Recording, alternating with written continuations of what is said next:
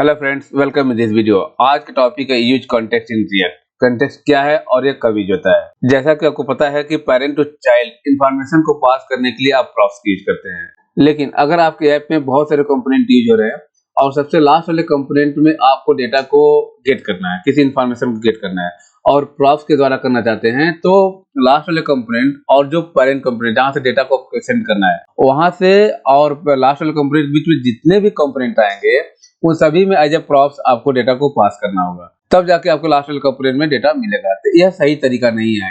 इसी का alternative context है, जिसका यूज करके आप डायरेक्ट किसी भी कंपोनेंट में डेटा को आप गेट कर सकते हैं। इसको आप इस डायग्राम से समझ सकते हैं कि प्रॉप्स के द्वारा कैसे इंफॉर्मेशन को आप गेट करेंगे और कॉन्टेक्स्ट के द्वारा कैसे इंफॉर्मेशन को गेट करेंगे। अगर आप प्रॉप्स का यूज करते हैं तो मान लीजिए आपका एप्लीकेशन है और इसमें बहुत सारे कंपोनेंट आप यूज कर रहे हैं। अगर आप चाइल्ड कंपोनेंट में सबसे लास्ट वाले चाइल्ड कंपोनेंट में किसी इंफॉर्मेशन को आपको गेट करने हैं, तो टॉप अगर पेरेंट से आप भेजते हैं, किसी इंफॉर्मेशन को भेजते हैं, तो टॉप पेरेंट कंपोनेंट से और चाइल्ड कंपोनेंट के बीच में जितने भी ये कंपोनेंट आ रहे हैं, देख रहे हैं ये जो ट्री बन रही है, तो इसके लिए एज ए प्रॉप्स इन सभी कंपोनेंट में डेटा पास करना होगा, तब जाके लास्ट कंपोनेंट में आपको इंफॉर्मेशन को गेट कर सकते हैं। अगर आप कंटेक्स्ट का यूज करते हैं तो कंटेक्स्ट का यूज करके आप किसी भी कंपोनेंट में डायरेक्ट इंफॉर्मेशन को गेट कर सकते हैं, चाहे वो कंपोनेंट कितने भी डीप में हो। तो ग्रीन कंपोनेंट आप देख रहे हैं, इस ग्रीन कंपोनेंट में कंटेक्स्ट का यूज करके आपने डायरेक्ट इंफॉर्मेशन को गेट किया हुआ है। Use cases for context. Context का यूज कब करना है? कंटेक्स्ट का यूज आप थीमिंग के लिए कर सकते हैं। If your app let's the user change it's appearance, you can put a context provider at the top of your app and use that context in component that need to adjust their visual look। मान लीजिए जो theme आप अपने application में use कर रहे हैं, उस थीम को अगर आपको डार्क मोड करना हो या लाइट मोड करना हो, तो इसके लिए आप कॉन्टेक्स्ट का यूज कर सकते हैं। कलर का आप एक कॉन्टेक्स्ट क्रिएट कर लीजिए, उस कॉन्टेक्स्ट को डिफरेंट कंपोनेंट में आप उसे एक्सेस कर सकते हैं। इस तरह आप थीमिंग के लिए कॉन्टेक्स्ट का यूज कर सकते हैं। दूसरा, current account. Current account means जो यूजर लॉग्ड इन है। Many components might need to know the currently logged in user.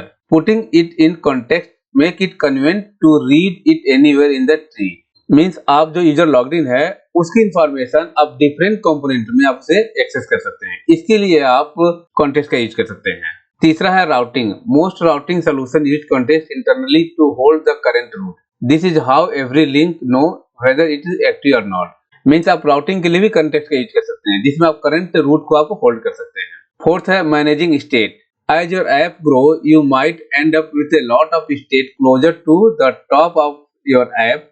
Many distant component below many want to change it। It is common to use a reducer together with context to manage complex state and pass it down to distant component without too much hassle। Means context के साथ reducer का use करके complex state को भी आप manage कर सकते हैं। अब इसको हम एक एग्जांपल से देख लेते हैं। आप देख रहे हैं कि कुछ मैंने सिंपल कंपोनेंट बनाया हुआ है। इस कंपोनेंट पे अभी मैंने कोई भी लॉजिक नहीं लिखा हुआ है, एकदम सिंपल कंपोनेंट है। Dashboard component, customer component, address component, billing address component and page component. Page हमारा मेन कंपोनेंट है। पेज कंपोनेंट में मैंने डैशबोर्ड कंपोनेंट को मैंने रेंडर किया हुआ है। डैशबोर्ड में कस्टमर को, कस्टमर में एड्रेस को और एड्रेस में बिलिंग एड्रेस को। इसका आउटपुट एक बार हम फ्रंट पे देख सकते हैं। जो व्हाइट पेज आ रहा है ये आपका पेज कंपोनेंट है। पेज कंपोनेंट पे जो ब्लैक बॉर्डर दिख रहा है ये आपका डैशबोर्ड कंपोनेंट है। डैशबोर्ड कंपोनेंट के अंदर जो रेड बॉर्डर दिख रहा है ये आपका कस्टमर कंपोनेंट है। कस्टमर के अंदर जो आपका येलो बॉर्डर दिख रहा है ये आपका एड्रेस कंपोनेंट है। एड्रेस के अंदर जो आपका ग्रीन बॉर्डर दिख रहा है ये आपका बिलिंग एड्रेस कंपोनेंट है। कॉन्टेक्स्ट के द्वारा इस बिलिंग एड्रेस कंपोनेंट में कस्टमर का यूजर नेम मैं गेट करूंगा। तो कॉन्टेक्स्ट का यूज करने के लिए सबसे पहले हम कॉन्टेक्स्ट को क्रिएट करते हैं। तो कॉन्टेक्स्ट को सबसे पहले हम क्रिएट कर लेते हैं। ये लिब फोल्डर में मैं एक फाइल क्रिएट कर लेता हूं कि customer context.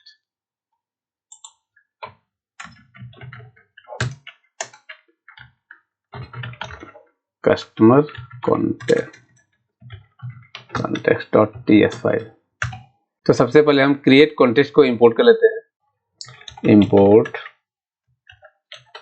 Create context.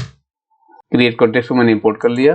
Export const customer context to create context यहाँ पे जो भी वैल्यू आपको पास करना पास कर सकते हैं। यहाँ पर ऑब्जेक्ट भी पास कर सकते हैं और कोई स्ट्रिंग या कोई नंबर भी पास कर सकते हैं। तो मैं यहाँ पर एक कस्टमर ऑब्जेक्ट पास करता हूँ, ID 1 यूजर नेम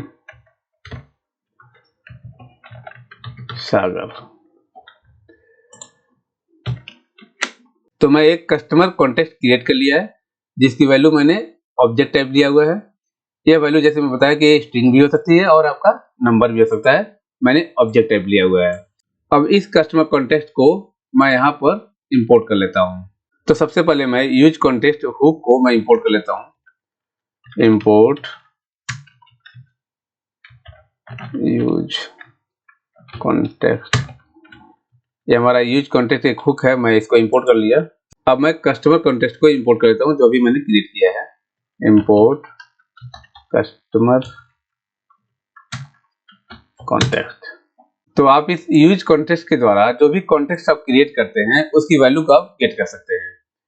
तो एक बार बिलिंग एड्रेस में कस्टमर कॉन्टेक्ट को मैं गेट कर लेता हूँ।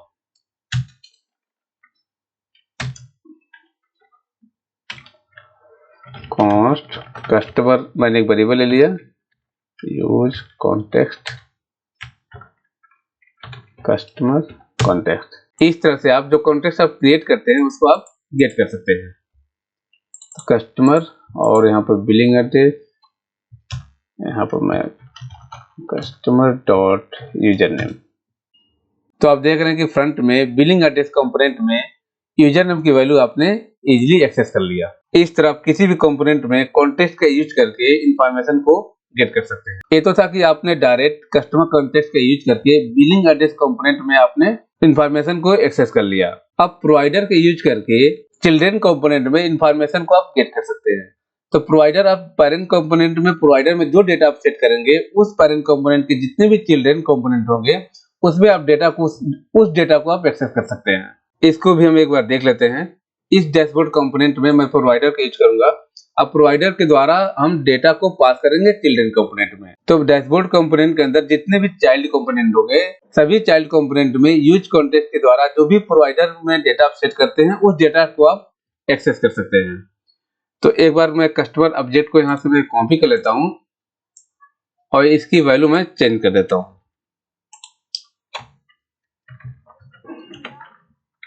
कॉस्ट कस्टमर और यहाँ पर मैं वैल्यू चेंज कर दिया राम। और प्रोवाइडर को यूज करने के लिए customer context dot provider value customer और यहाँ पर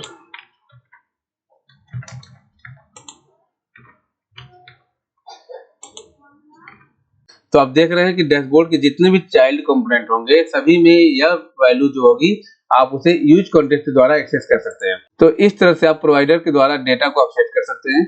इस डैशबोर्ड कंपोनेंट के अंदर जितने भी चाइल्ड कंपोनेंट हैं उस चाइल्ड कंपोनेंट में यह डेटा आप यूज कॉन्टेक्स्ट के द्वारा आप एक्सेस कर सकते हैं, गेट कर सकते हैं। आप देख रहे हैं कि बिलिंग एड्रेस में आपने यूज कॉन्टेक्स्ट का यूज किया है। तो कस्टमर कॉन्टेक्स्ट में आपने प्रोवाइडर के द्वारा डेटा आपने सेट कर दिया है जो कि यूजर नेम राम है। तो जैसे मैंने सेव किया तो देखिएगा राम आपका यहाँ पर शो हो गया। यानी जो आपने यहाँ पर यूजर नेम सागर डाला था यह वैल्यू ओवरराइड हो गई। तो जो प्रोवाइडर में आपने डेटा सेट किया वो वैल्यू यहाँ पर आपको मिल गई। इस तरह से जिस कंपोनेंट के कॉन्टेक्स्ट में प्रोवाइडर के द्वारा आप डेटा को सेट करते हैं उस कंपोनेंट के चाइल्ड कंपोनेंट में वही डेटा आपको मिलेगा। तो इस तरह से आप देख रहे हैं कि जो आपका जो वैल्यू थी जितने भी चाइल्ड कंपोनेंट थे उसमें वैल्यू आपकी ओवरराइड हो गई। जो सागर आ रहा था अब यहाँ पर राम लिखा हुआ आ रहा। अगर कस्टमर कॉन्टेक्स्ट को पेरेंट कंपोनेंट में यूज करते हैं मींस जिस कंपोनेंट में आपने प्रोवाइडर सेट कर रहे हैं उस कंपोनेंट में या उस कंपोनेंट से पहले तो क्या वैल्यू आएगा। तो आप देख रहे हैं कि डैशबोर्ड कंपोनेंट में मैंने प्रोवाइडर को सेट किया हुआ है। तो डैशबोर्ड के जितने भी चाइल्ड कंपोनेंट होंगे उसमें जो प्रोवाइडर द्वारा जो वैल्यू सेट किया गया है वह वैल्यू चाइल्ड कंपोनेंट में मिलेगी। अब कस्टमर कॉन्टेक्स्ट की वैल्यू को एक बार मैं पेरेंट में यूज कर लेता हूँ। तो पेरेंट हमारा यह पेज है जो कि आप देख रहे हैं डैशबोर्ड का पेरेंट पेज है। यहाँ पर मैं करता हूँ डैशबोर्ड कंपोनेंट में मैं इसको एक्सेस कर लेता हूँ। कस्टमर डॉट यूजर नेम तो आप देख रहे हैं पेरेंट कंपोनेंट में जब मैं कस्टमर कॉन्टेक्ट को यूज किया तो यहाँ पर वैल्यू आप देख रहे हैं कि सागर आ गया, जो कि मैंने कॉन्टेक्स्ट के क्रिएट करते समय जो यूजर नेम डाला था वो वैल्यू आ गई। मींस पेरेंट कंपोनेंट में वो वैल्यू आई जो आपने कॉन्टेक्स्ट को क्रिएट करते समय सेट किया था। और डैशबोर्ड कंपोनेंट में आपने प्रोवाइडर सेट किया था, तो डैशबोर्ड कंपोनेंट के जो चिल्ड्रन है उसमें जो प्रोवाइडर में सेट किया था वो वैल्यू आ गई, यानी प्रोवाइडर के द्वारा वैल्यू को आपने ओवरराइड कर दी। इस तरह किसी भी लेवल पे प्रोवाइडर के द्वारा कॉन्टेक्स्ट की वैल्यू को आप ओवरराइड कर सकते हैं। तो फ्रेंड्स, अगर ये वीडियो आपको पसंद आए तो प्लीज इस वीडियो को लाइक कीजिए, शेयर कीजिए और हमें कमेंट करके बताइए कि ये वीडियो आपको कैसा लगा। अगर आपने इस चैनल को सब्सक्राइब नहीं किया तो प्लीज इस चैनल को सब्सक्राइब कर लीजिए और बेल आइकन को जरूर क्लिक करना है जिससे आपको अपडेट नोटिफिकेशन मिलता रहे। Thanks for watching this video.